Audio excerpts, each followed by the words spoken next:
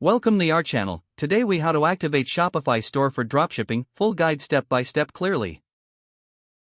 To activate your Shopify store for dropshipping, start by visiting the Shopify website.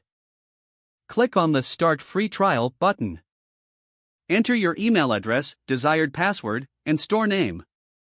Click Create your store to proceed. Once your store is created, you'll be directed to the Shopify dashboard. To customize your store, click on Online Store in the sidebar. Select Themes to choose a theme that fits your brand. You can either select a free theme or browse the Shopify theme store for premium options. Once you have chosen a theme, click on Customize to make adjustments.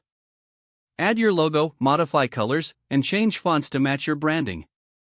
Next, you need to set up your dropshipping app. Go to the Shopify App Store and search for dropshipping apps like Oberlo or Spocket. Install the app that suits your needs by clicking on the Add App button. After installation, follow the prompts to connect the app with your store. Browse products within the app and select items you want to sell. Make sure to adjust product titles, descriptions, and pricing for your store.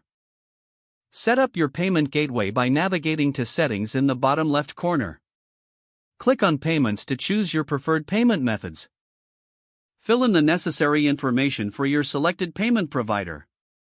Next, set up your shipping options by clicking on Settings again and then on Shipping and Delivery. Configure your shipping rates based on your dropshipping supplier's policies. Ensure that your checkout settings are tailored to your target audience. Now, ensure your store's legal pages are set up properly. Go to Settings and select Legal to add your privacy policy, refund policy, and terms of service. You can use Shopify's templates as a starting point. Once you have finalized all settings, it's time to launch your store. Go back to the dashboard and click on Online Store and then Preferences. Remove the password to make your store accessible to the public.